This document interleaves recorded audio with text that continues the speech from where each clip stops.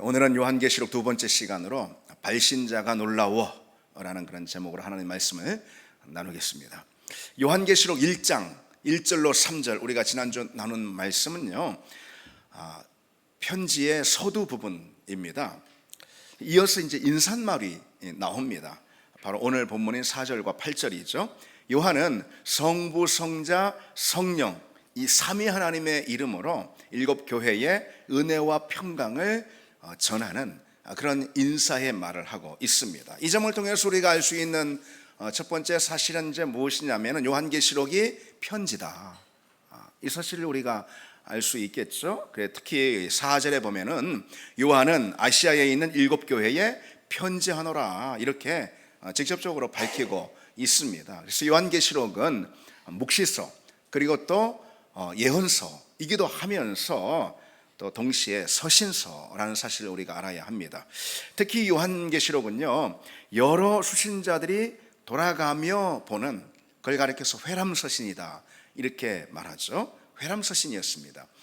이 직접적인 수신자들은요, 소아시아에 있는 일곱 교회, 그래서 일곱 교회가 이렇게 돌아가면서 이 서신을 같이 보고 읽었습니다. 그리고 후에는요, 그래서 아시아에 있는 일곱 교회에 그치는 것이 아니고 그 아시아를 넘어서 로마 전역에 흩어진 모든 이 교회들 있죠. 그 교회들이 이 편지를 받아 보았습니다.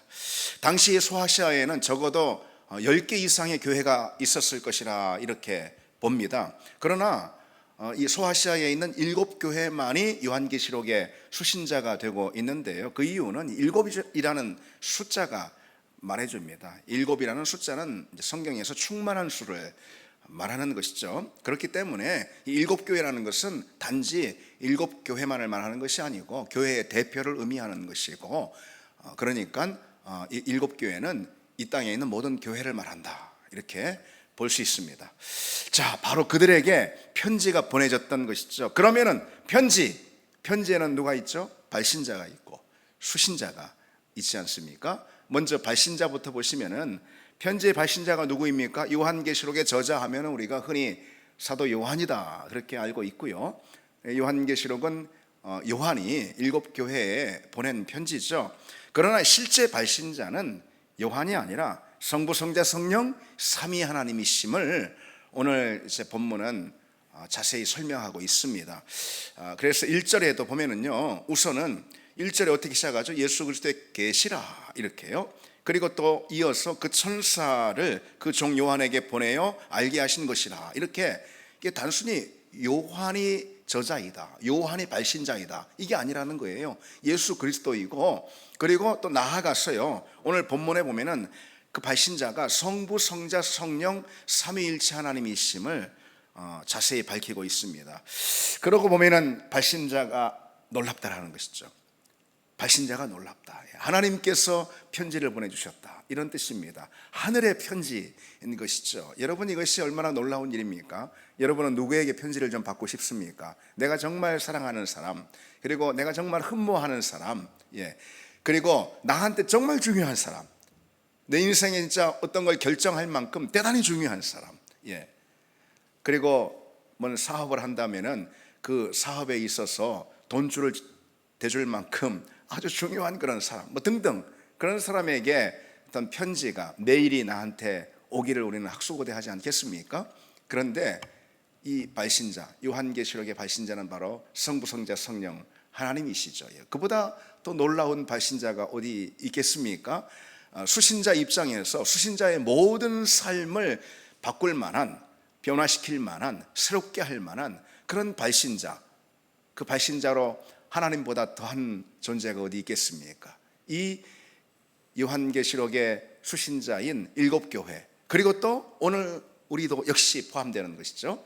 우리에게 하나님이 이 편지를 보내셨다라는 것이죠. 자, 그러면은 성부, 성자, 성령이라고 그랬는데 첫 번째 이 발신자가 바로 이 성부 하나님이십니다. 먼저 4절을 보시면은요, 이제도 계시고 전에도 계셨고 장차 오실리, 바로 이 성부 하나님을 의미하는 것이죠. 그리고 8절에 이 성부 하나님에 대해서 한 번 더 언급합니다. 알파와 오메가라, 이제도 있고 전에도 있었고 장차 오실 자라. 바로 그 성부 하나님이 편지를 보냈다 이런 뜻입니다. 자, 이 말씀은요, 그러니까 이제도 계시고 전에도 계셨고 그리고 또 장차 오실 이, 다른 말로는 알파와 오메가다. 그렇죠? 바로 이 말씀은 하나님이 처음부터 끝까지 역사를 주관하시는 분이다. 그 역사를 주관하시는 알파와 오메가가 되시는, 이제도 계시고 전에도 계셨고, 그렇죠? 장차 오실 그 하나님은 역사를 주관하시는 분이라는 그런 뜻 아니겠습니까? 하나님은 언제나 계시며 언제나 역사를 다스리셨고, 하나님이 다스리지 않은 역사의 기간은 그 어떤 한 점도 없다라는 거, 우리가 알아야 하는 것이죠. 7 교회가 지금 비록 고난에 처해 있고 그리고 핍박을 받고 있지만은 주권은 하나님께 있습니다. 역사에 다스리시는 분, 그 주권은 하나님께 있다는 것이죠. 그분은 장차 오실 분이에요. 그래서 앞날의 모든 결과가 다 그분께 달려 있습니다. 그러니 너희는 용기를 잃지 말고 믿음에서 꺾이지 말고 소망 가운데 살아라. 세상과 결코 타협하지 말아라 라는 의미가 여기 있는 거예요. 발신자의 이름 가운데 있는 것입니다. 전에도 계셨고 그리고 지금도 계시고 장차 오실 그분 알파와 오메가가 되신 그 하나님은 곧 역사의 주관자 아니겠습니까? 우리가 비록 고난과 어려운 형편 가운데 있다 하더라도 그 모든 우리의 인생을 다스리시고 쥐고 섭리하시는 분은 하나님이시니 믿음의 용기를 잃지 말고 세상과 타협하지 말라. 바로 그 의미가 이 성부 하나님이라는 이 발신자 이름 가운데 담겨 있는 것입니다. 특히 하나님은 알파와 오메가라 그랬어요. 그렇기 때문에 모든 종말과 마지막이 다 그분께 있어요. 시작을 비롯해서. 그렇죠? 그래서 우리 인생의 마지막, 세상의 종말도 온전히 그분께 달려 있는 거죠. 따라서 무슨 뜻입니까? 오직 하나님만 신뢰하라. 오직 하나님만 의지하라. 이게 알파와 오메가라는 하나님의 그 이름 가운데 담겨 있는 것이죠. 우리가 하나님을 의지할 때 인생의 처음과 그리고 과정과 그리고요 인생의 모든 결말을 다 보장받게 된다. 하나님만 의지하라, 이런 뜻입니다. 그러니 너무 염려하지 말고 과정 가운데 일이 어렵고 과정 가운데 여러 장애를 만났다 하더라도 너무 염려하지 말라. 발신자가 알파와 오메가라는 이 점은 바로 그 사실을 당부하고 있는 것입니다. 자, 가만히 생각해 보면은 우리는요, 우리 앞에 있는 여러 문제들을 우리 인생 삶의 자리에서 만납니다. 뭐 문제 하나 없이 무풍지대에 사는 사람은 없고요. 그리고 그것이 그렇게 좋은 인생은 또 사실 아닙니다. 무슨 꽃길만 걸으라고 그러는데 사실 그것이 그렇게 좋은 인생은 아닙니다. 자, 뭐 이 시간 그걸 설명할 그런 시간은 아니고 여러분들이 아시리라 그래 생각합니다. 어쨌든 우리 삶의 자리 가운데는 다 문제가 있습니다. 특별히 우리 믿음의 자리에서도 여러 어려움과 문제를 다 만나게 됩니다. 그런데 우리 앞에 있는 문제가 아니라는 거예요. 실은 문제 이후에 어떻게 될지 우리가 문제 이후의 상황에 대해서 전혀 아는 바가 없기 때문에 문제가 될 수가 있습니다. 이런 무슨 뜻인지 아시죠? 문제가 아무리 작은 거라 하더라도요, 그 문제 이후에 그 문제가 남기는 결말이 무엇이 될지 전혀 모르는 때에 우리는 그 문제를 크게 느끼는 거예요. 문제가 되는 것입니다. 그런데 우리 앞에 있는 문제가 비록 큰 문제라 하더라도 그 문제의 결말이 어떻게 될지 우리가 다 알고 있다. 그러면은 아무리 큰 문제라 하더라도 그것이 큰 문제가 되지 않을 수가 있습니다. 무슨 말이냐? 진짜 문제는 우리가 한 치 앞도 모른다. 그것이 우리에게 있는 진짜 문제일 수 있다는 것이죠. 그런데 여러분, 하나님은 어떤 분이라고 그랬어요? 알파와 오메가. 다시 말해서 처음과 나중에 되신다 그랬어요. 역사의 처음과 나중, 우리 인생의 처음과 나중에 되셔요. 그래서 모든 것이 다 그분께 달려 있고 모든 결말의 그림이 다 그분께 다 달려 있습니다. 그분께 있습니다. 그러니 여러분, 우리가 어떤 문제를 만난다 하더라도, 우리가 이제 인생의 광야 시작점에 있다 하더라도, 아니면은 끝이 어딘지 모르는 터널의 중간에 있다 하더라도 하나님 다 아신다. 아멘. 알파와 오메가가 되시기 때문에, 그래서 우리는 염려하지 말고 그 하나님께 맡길 수 있는 그런 사람이 될 때 우리는 하나님을, 당신이 그 이름을 밝히신 그대로의 그 하나님으로 믿는 믿음을 가질 수가 있습니다. 하나님은 당신의 이름을 무엇으로 밝히고 계시죠? 알파와 오메가라. 자, 그 다음에 둘째로 성령 하나님이 발신자라고 또 기록이 되어 있죠. 그렇죠? 성부 하나님, 그 다음에 성령 하나님. 4절에 보시면은요, 그의 보좌 앞에 있는 7 영이라고 되어 있는데, 발신자 이름 가운데요. 자, 그 보좌 앞에 있는 7 영은요, 다른 게 아니고 성령을 가리키는 것입니다. 여러분, 구약에 보면 이사야 11장 2절에 이렇게 말씀하고 있는 대목이 있거든요. 그의 위에 여호와의 영 곧 지혜와 총명의 영이요 모략과 재능의 영이요 지식과 여호와를 경외하는 영이 강림하시리니. 이게 무슨 말씀일까요? 여호와의 영에 대한 설명이 나오는데, 여호와의 영은 성령이죠. 그 성령을 어떻게 설명하고 있냐면은, 구약에서 지혜와 또 총명의 영, 모략과 재능의 영, 또 지식의 영, 이렇게 다양하게 그 성령을 묘사하고 있습니다. 따라서 오늘 본문의 7 영이라고 할 때도 이 7이라는 것이 숫자 7을 가리키는 게 아니라 성령의 다양한 측면을 가리킨다, 이렇게 말할 수가 있습니다. 따라서 그 보좌 앞에 있는 7 영은 곧 성령을 가리키는 것입니다. 성령은 어떤 분이에요? 성령은 특별히 그리스도께서 이루신 하나님의 구속의 역사, 그것을 우리 가운데 체험하게 하시는 분, 우리 삶 가운데 적용하게 하시는 분, 그것이 바로 성령 아니겠습니까? 그 성령의 역사가 우리 가운데 일할 때 하나님이 그리스도를 통해서 이루신 그 놀라운 생명과 구원의 역사가 우리 삶의 자리에 생생하게 실제로 펼쳐지게 되는 것이죠. 바로 그 성령께서 오늘 요한계시록의 발신자로 기록이 되고 있습니다. 자, 성령에 대해서는 이렇게 짧게 좀 갈무리를 하고요. 그 다음에 세 번째로 발신자 이름에 누가 기록되어 있습니까? 성자 예수 그리스도가 기록되어 있죠. 먼저 5절을 한번 보십시오. 충성된 증인으로 죽은 자들 가운데서 먼저 일어나시고, 누굽니까? 예수 그리스도를 말하는 거예요. 그리스도는 진리에 대해 충성된 증인이에요. 아버지 하나님이 주신 그 진리에 대해서 충성된 증인, 그분이 바로 그리스도죠. 그래서 죽기까지 그 하나님의 진리를 붙들고 그 진리의 증인이 되신 분이 바로 예수 그리스도죠. 그래서 오늘 이 5절 본문에 충성된 증인으로 죽은 자 가운데서 먼저 나셨다, 바로 누굴 말하는 거죠? 예수 그리스도를 의미하는 것입니다. 그리고 6절에 또 그리스도에 대한 설명이 나옵니다. 그의 아버지 하나님을 위하여 우리를 나라와 제사장으로 삼으신 분이다, 특별히 이렇게 소개하고 있어요. 자, 예수 그리스도께서 어떤 일을 하셨다는 것이죠? 아버지 하나님을 위해서 나를 하나님 나라의 제사장으로 삼으셨다. 바로 그분이 예수 그리스도라는 것이죠. 우리를 하나님 나라의 제사장으로 초대하셔가지고요, 이게 무슨 뜻입니까? 이것이 당신의 역사에 참여시켰다는 거예요. 하나님이 하시는 그 역사, 예수 그리스도께서 펼치시는 그 생명과 구원의 그 역사에 우리를 참여시키고 우리를 동역하게 하셨다, 바로 그 말씀인 거예요. 우리를 나라와 제사장으로 삼으셨다라는 이 말씀이 말이죠. 그래서 여러분, 우리는 이 사실을 알아야 한다는 거예요. 우리가 비록 고난 가운데 있고 어려움과 시련이 계속되고 세상에서 우리가 별 볼 일 없는 그런 존재로 취급을 받는다 하더라도, 그렇다 하더라도 세상 속에서 우리는 어떤 존재로 부름을 받았다는 것이죠? 왕 같은 제사장으로, 하나님 나라의 왕 같은 제사장들로 부름을 받았다, 이 사실을 기억하라는 거예요.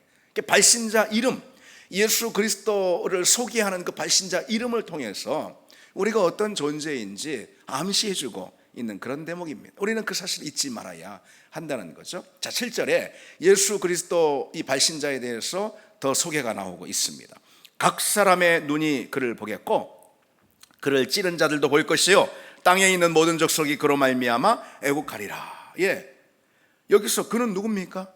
예수 그리스도죠. 그렇죠? 예수 그리스도, 삼위 하나님 가운데 예수 그리스도, 그 발신자, 그분이 바로 여기서 이 7절에서 언급하고 있는 그입니다. 각 사람의 눈이 그를 보겠고 그를 찌른 자들도 볼 것이요 땅에 있는 모든 족속이 그로 말미암아 애국하리니. 이것은 역사의 마지막, 예수 그리스도의 재림을 통해서 이 땅의 모든 역사가 끝나고 역사의 그 마지막에 무엇이 펼쳐집니까? 심판이 펼쳐지죠.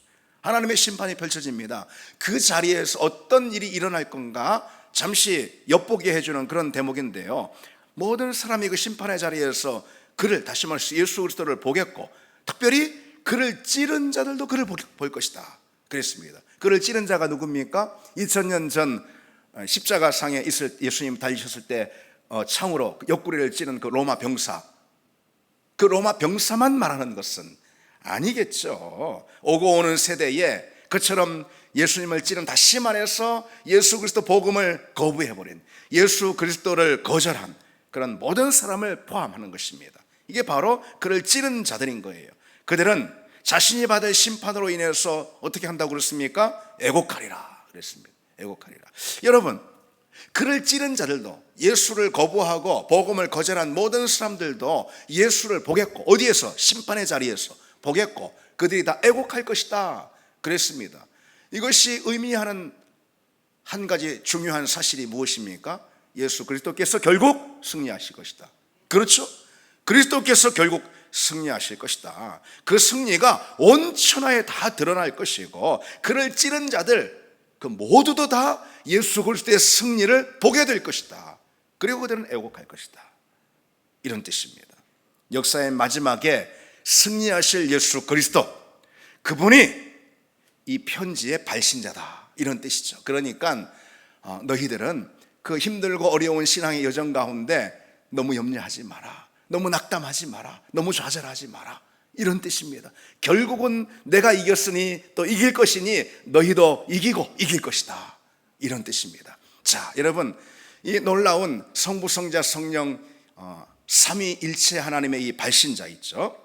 그 발신자의 편지를 이제 이 수신자들이 받게 됐습니다. 수신자는, 첫 번째 수신자는 역사 가운데 있었던 7교회를 의미하는 것이죠. 그러면은 이 첫 번째 수신자인 아시아의 7교회는 어떤 형편 가운데 있었을까요? 여러분, 편지라는 것은 발신자가 하고 싶은 말을 하는 거예요. 그렇죠? 당연하죠. 이게 편지죠. 그런데 발신자가 그냥 그저 하고 싶은 말만 하는 게 편지가 아니고, 발신자는 수신자의 입장, 수신자의 처한 상황을 고려해서 편지를 쓸 것입니다. 그렇죠. 그것이 바로 편지입니다. 그렇다면은 당시 7교회는 어떤 형편 가운데 있었을까요? 이제 수신자의 이야기를 한번 좀 해보겠습니다. 한마디로 말해서 엄청나게 크고 많은 장애와 어려움들을 마주하고 있었습니다. 박해의 문제, 우상숭배의 문제, 이단의 문제, 세속화의 문제, 영적인 자기만족의 문제, 등등등 수많은 문제들에 이 교회가 직면해 있었고요. 그로 인한 위협 때문에 사면초가에 놓여 있던 그리스도인들도 이 당시에 많았습니다. 특히 당시에 가장 어려운 문제 중 하나는요, 바로 황제 숭배였습니다. 지난주도 제가 잠깐 언급했지만요, 주 90년대에 로마 황제로 있었던 도미티아누스는요, 이전 황제들과는 차원이 다르게, 비교가 되지 않을 정도로 황제 숭배를 아주 강조했습니다. 그것을 거부하는 사람들을 그리고 무참히 박해했습니다.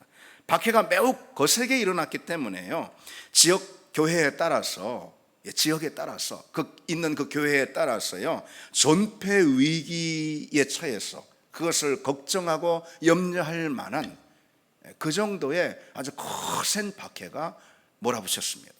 그러한 황제 숭배, 이것은 로마 제국 가운데 언제부터 그렇게 뿌리를 내리게 되었을까요? 로마의 초대 황제가 아우구스투스입니다. 아우구스투스가 죽자 로마 원로원은 그를 신으로 추대했고요, 제국 내에서 널리 숭배하도록 그렇게 했습니다. 그 이후부터 황제가 죽으면 죽은 그 황제의 신상을 만들고 신전을 만들고 각 도시마다, 그리고 그걸 숭배하게 그렇게 했습니다. 그러다 이제 주 60년경 이렇게 되자, 그 당시는 네로의 치하에 있었어요. 네로의 시기가 되자 황제 숭배는 하나의 종교 제도로 그렇게 자리매김이 되었습니다. 그런데 주 90년경, 바로 이 요한계시록의 소아시아 7교회의 성도들이 신앙생활을 하고 있었던 바로 그 당시를 말하는 것이죠. 주 90년경 이 도미티아누스는 황제 숭배를 제국 전역에 걸쳐서 아예 법령으로 선포를 하고요, 이에 저항하는 사람들을 너희들은 무신론자야, 이렇게 단정하고 그렇게 몰아서 강경하게 처벌을 했습니다. 그 직격탄을 맞은 사람들은 유일하게 그리스도인들이었습니다. 다른 사람들은 이 신이니 저 신이니 다 그냥 짬뽕 신앙생활을 다들 했었거든요, 이때 당시에. 그러니까 오직 예수 그리스도, 주는 오직 그리스도 한 번뿐이다. 이런 신앙을 가졌던 사람들은 당시에 유일하게 그리스도인들밖에 없었습니다. 요한계시록 곳곳에 보면은요, 그로 인한 박해, 그 박해에 직면한 교회의 모습들에 대해서 묘사하고 있습니다. 7교회는 황제 숭배를 거부한 그 대가를 아주 혹독하게 치르고 있는 중이었어요. 이 편지가 기록되는 그 시점에 말이죠.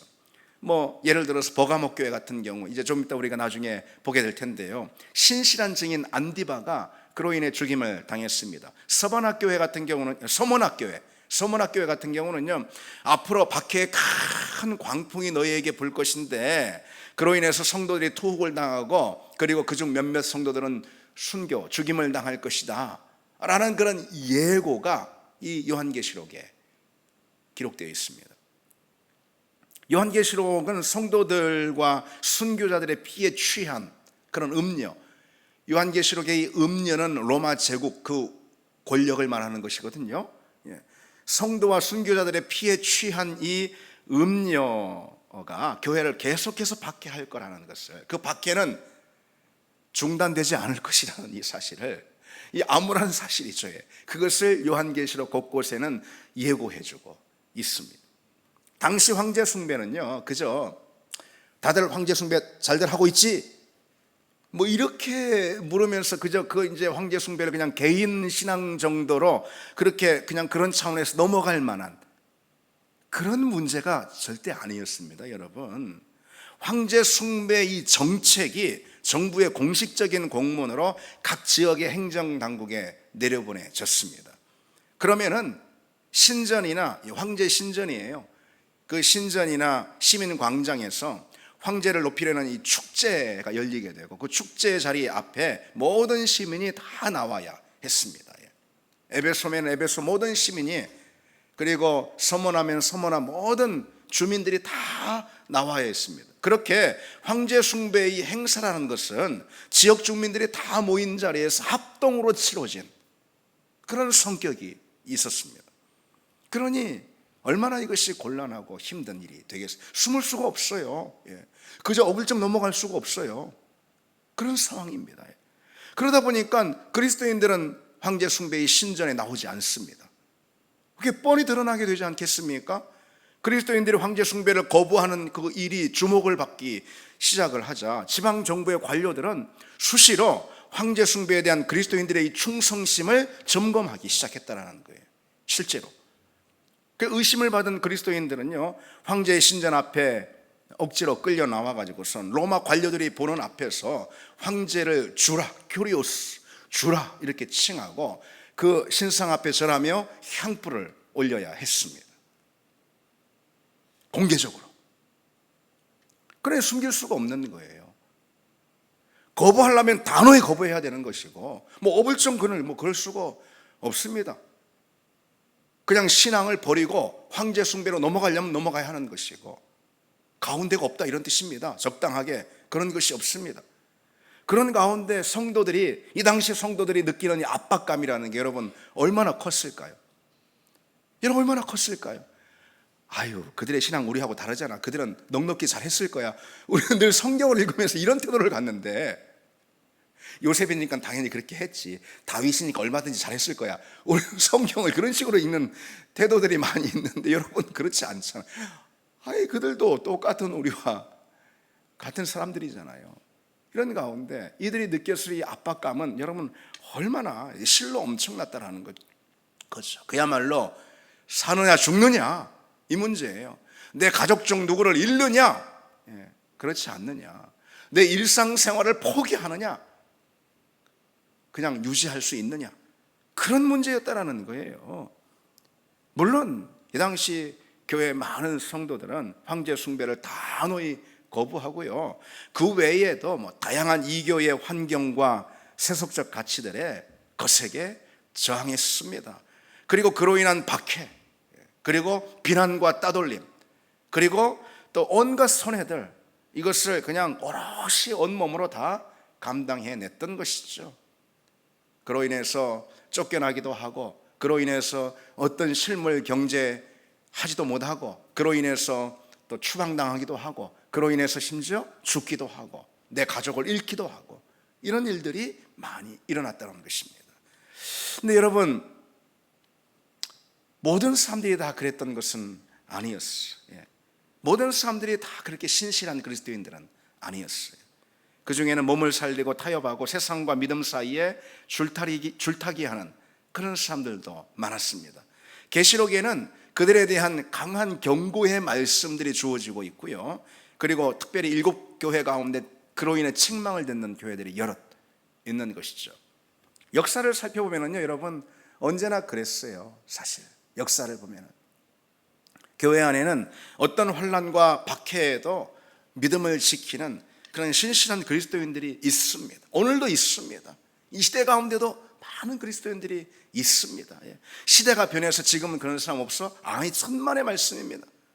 이 시대에도 정말 우리가 상상도 할 수 없을 만큼의 정말 큰 박해와 어려움 가운데 놓여 있음에도 불구하고 모든 것을 다 감수하고 희생하면서 그들의 믿음을 지키는 신실한 그리스도인들이 이 시대에 우리 동료 그리스도인들 가운데 많이 있다 이 말이죠. 그러나 그렇지 않은 사람들도 있었는데 1세기 교회 형편이라고 다르지 않았습니다.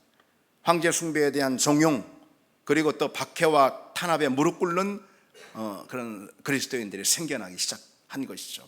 그에 더해서 세속적 가치가 교회 가운데, 그리스도인들 가운데 거세게 침투해 들어왔는데 그로 인해서 영적으로 무력해지고 그야말로 빈사 상태에 이르게 된 그런 그리스도인들도 제법 많이 있었습니다.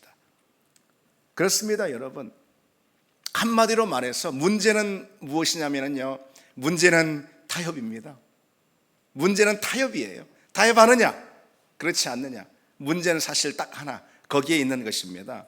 영적으로 나약해져 가지고 세상과 타협하는 분위기, 이런 분위기가 이 당시에도 고개를 들게 됐던 것이죠. 교회 안에는 심지어 그것을 부추기는 그런 거짓 교사죠.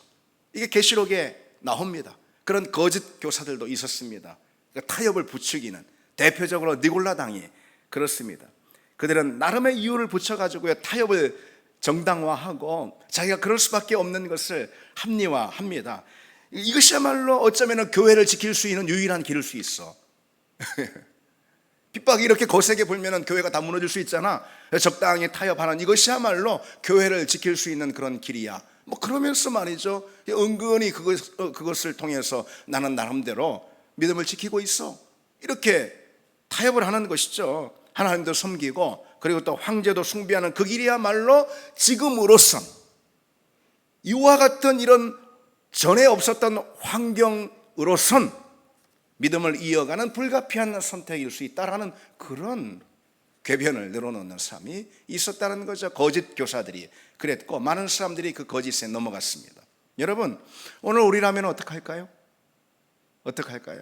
여러분 어떻게 하실 수 있겠습니까? 근데 우리가 어떡하든 뭐 하든요, 중요한 것은요, 분명한 사실은 무엇이냐면 타협은 곧 불신앙이다. 이 점은 달라지지 않습니다. 타협은 불신앙이다. 이건 달라지지 않는 거예요, 여러분.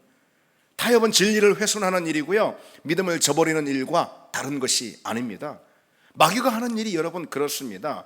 믿음을 강제로 빼앗기보다 완전히 그냥 우리 무릎을 쳐가지고선 우리 그냥 꿀리는 것보다도요, 적당히 타협하면은 신앙을 완전히 잃지 않아도 된다면서 그렇게 옆으로 살 길을 슬그머니 내주는 거죠. 그러나 그것이 살 길이 아니라는 것이죠. 그건 죽는 길이죠. 양다리는 곧 믿음을 잃는 것과 같습니다. 두 마음을 붙는 순간 진리의 소리는 미끄러지고 맙니다. 신앙생활에서 적당히 양쪽을 걸치는 그런 타협하는 그런 회색지대, 이것은 신앙의 자리에서는 결코 인정되지 않는다. 하나님은 그것을 결코 믿음으로 인정해 주시지 않는다라는 사실, 이걸만큼은 여러분 틀림없는 사실입니다. 우리는 여러 가지 변명을 댈 수가 있습니다. 그러나 말 그대로 변명일 뿐입니다. 여러 가지 우리는 나름의 이유를 대고 핑계를 댈 수가 있습니다. 그렇습니다. 그러나 그것은 말 그대로 핑계일 뿐인 것입니다. 변명과 핑계가 만들어내는 그런 타협, 마음 편한 타협, 그 타협은 분명한 사실 곧 불신앙이다. 타협은 진리를 훼손하는 일이고 믿음에서 미끄러져 버리는 일입니다. 우리 신앙의 자리에서 적당한 회색지대는 결코 어디에도 없다라는 이 사실을 우리는 잊지 말아야 합니다. 성도가 세상의 미움을 받는 이유가 있습니다. 그것이 무엇일까요? 그건 세상과 타협하지 않기 때문에 그렇습니다. 성도가 세상으로부터 받아들여질 수 있는 길이 있습니다. 그건 무엇일까요? 적당히 타협하는 길입니다. 우리가 타협하지 않을 때 세상의 미움을 받습니다. 주님은 요한복음 15장이에요. 세상이 너희를 미워하면 너희보다 먼저 나를 미워한 줄 알라 그랬습니다. 세상이 우리를 미워하면 실은 영광의 길입니다. 주님을 쫓는 그런 길입니다. 왜? 세상이 나를 미워한 것보다 먼저 예수 그리스도를 미워했기 때문에 그런 것이죠. 그리고 또 주님이 이렇게 이어서 말씀하십니다. 내가 너희를 세상에서 택하였기 때문에 세상이 너희를 미워하는 거다. 내가 너희를 세상에서 택해냈기 때문에 그래서 세상이 너희를 미워하는 거다 라고 주님 분명히 가르쳐주고 계십니다. 여기서 미워하다라는 것은요, 그냥 미워 뭐 이런 게 아닙니다. 여러분, 이것은 조금 싫어하는 정도가 아니라요, 아주 극렬한 혐오나 반감, 그것을 말합니다. 내가 너희를 택하였기 때문에 세상이 너희를 미워한다라고 그러셨어요. 주님은 우리가 주님이 택하셔서 주님께 속한 사람이 되는 거죠. 그렇죠? 주님께 속한 사람이 되었기 때문에 세상이 우리를 미워할 거라고 주님께서 미리 말씀을 해 주셨어요. 그러니 사실 세상의 미움은요, 오히려 우리에게 격려가 될 수가 있습니다. 그렇지 않습니까, 여러분?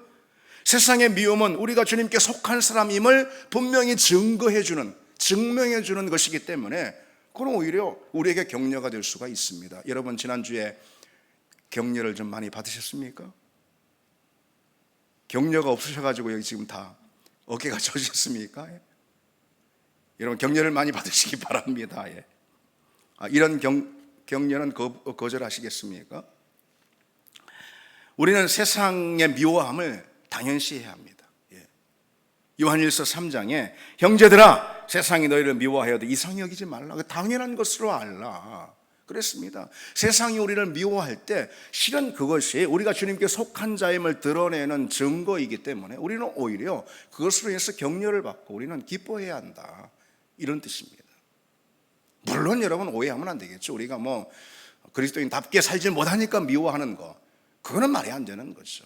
여기서 주님께서 말씀하신 건 무엇이냐, 우리가 주님께 속한 사람은 어떤 사람이에요? 진리에 있어서 단호하죠. 결코 세상과 타협하지 않습니다. 진리 안에, 말씀 안에 든든히 있어서 세상의 그 어떤 시류라도 단호히 거부하고 세속적인 가치에 대해서 그것이 무엇이든 날카롭게 비판하고, 그게 대세야. 대세가 어디 있습니까? 성경과 같지 않으면은, 그런 세속적 가치라면 날카롭게 비판을 하고 세상의 풍조와 온몸으로 싸우는 것, 그게 바로 그리스도인 아닙니까? 그렇기 때문에 세상이 미워한다는 거죠. 성도인 우리는 진리와 말씀을 붙들었기 때문에 당연한 것이 무엇이냐, 세상과 다르게 생각하고 세상과 다르게 봅니다. 세상과 다른 길을 걷습니다. 그렇습니다. 세상과 늘 다른 걸 선택합니다. 그게 그리스도인입니다. 그런데 때로 그것이 두려워가지고 세상과 똑같이 사는 그런 교인들이 있다는 거죠. 세상의 미움을 받을까 너무 두려워서 그렇습니다. 그러나 그렇다고 우리가 타협할 수 있는 것은 아니죠. 타협은 곧 믿음을 잃는 길이기 때문에 그렇습니다. 혹시 여러분 이 자리에서 그저 교회를 섬기고 있는 목사이니까 마음 편히 저런 말을 하지, 직장 생활하고 세상에서 정말 힘들게 살아봐, 여러분의 형편을 저도 이해하고 여러분이 그렇게 말을 한다면 그 말에 저도 충분히 공감을 하겠습니다. 그러나 그렇다 해서 본질이 달라지는 건 아니고 결과가 바뀌는 건 아닙니다. 타협은 곧 믿음을 잃는 것이고 불신앙인 것입니다. 그 외에 다른 어떤 것도 하나님께 기대할 수가 없습니다. 타협은 곧 믿음을 잃는 것입니다. 로버트 피크라는 미국의 교회 성장학자가 있는데, 이번에 연구에 따르면요, 미국 교회가 1960년대부터 계속해서 쇠락의 길을 걸었다라는 거예요. 그중 대표적인 교단이 있는데 바로 회중교회라는 거예요.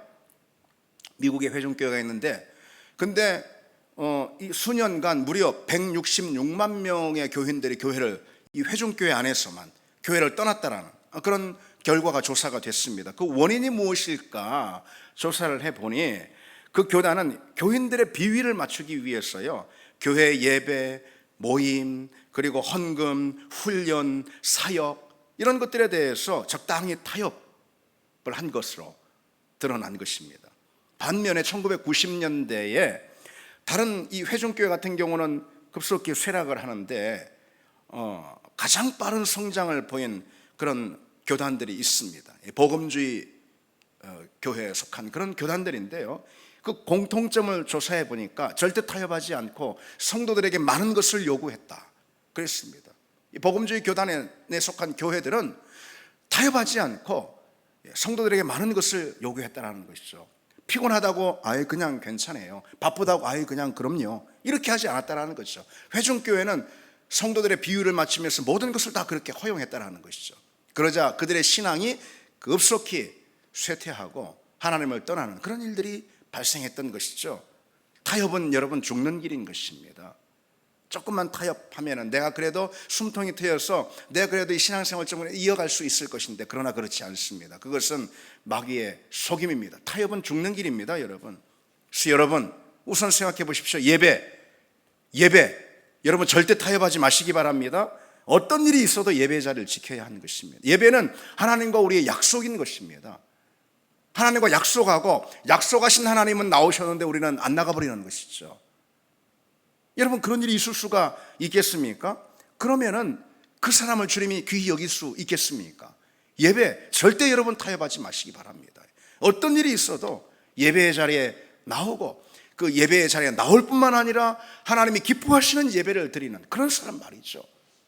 그런 사람이 우리가 더 되기를 바랍니다. 기도 역시 마찬가지죠. 절대 타협하지 않는 그런 사람, 기도의 자리를 말하자면 사수하는 그런 우리가 되기를 원합니다.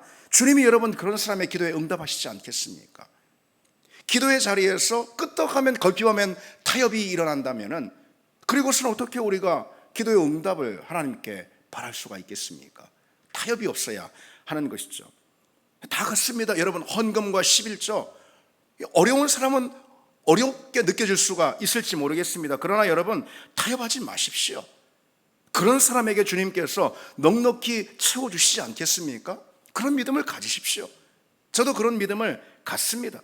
세상에서 그리스도인으로 사는 그 일 가운데 직장에서 가정에서 어디서든 그리스도인답게 그리스도인으로서 우리가 살아가는 그 일, 여러분 절대 타협하지 마시기 바랍니다. 적당히 봐서 그리스도인 척하고 적당히 봐서 그리스도인 아닌 척도 하고, 여러분 어떻게 그런 사람에게 하나님이 은혜를 주시고 하나님이 복을 주시고 그 사람의 길을 또 승리 가운데 이끌어 주시고 하나님이 그렇게 그 사람과 동행할 수가 있겠습니까? 어느 자리에서든 우리가 비록 연약해서 우리가 미끄러지고 넘어지는 그런 일이 또는 잠시 물러서는 일이 있을 수는 있을 것입니다.